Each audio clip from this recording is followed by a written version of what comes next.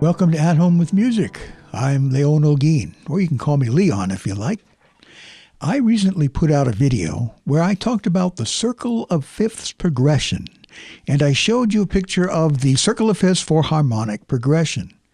I'll leave a link to that video, and I would encourage you to watch that one before tackling this one. I showed you a picture of this circle of fifths, and it helps you predict what chords might be coming next in a lot of different songs. This circle of fifths progression is used all the time. In fact, I showed you how it was used in songs like Fly Me to the Moon,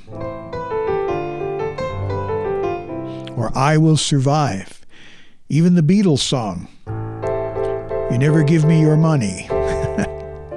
Anyway, sometimes you'll hear part of this progression in a song, sometimes you'll hear the whole thing. But what I'd like to do in this video, this is going to be a play-along video, and I'm going to take you through this progression all the way around this type of the circle of fifths, and we're going to go through it in every major and minor key.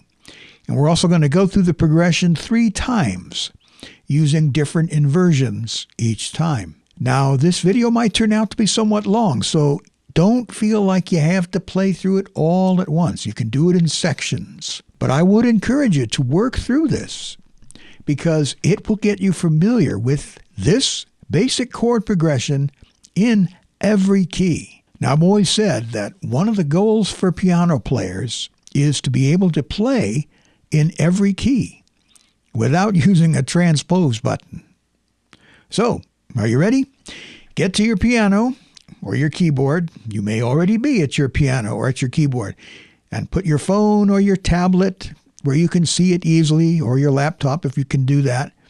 And then play along with me. And even if all you do is just listen to this, you will be training your ear to hear these progressions when they turn up. So let's switch to the overhead camera and get started.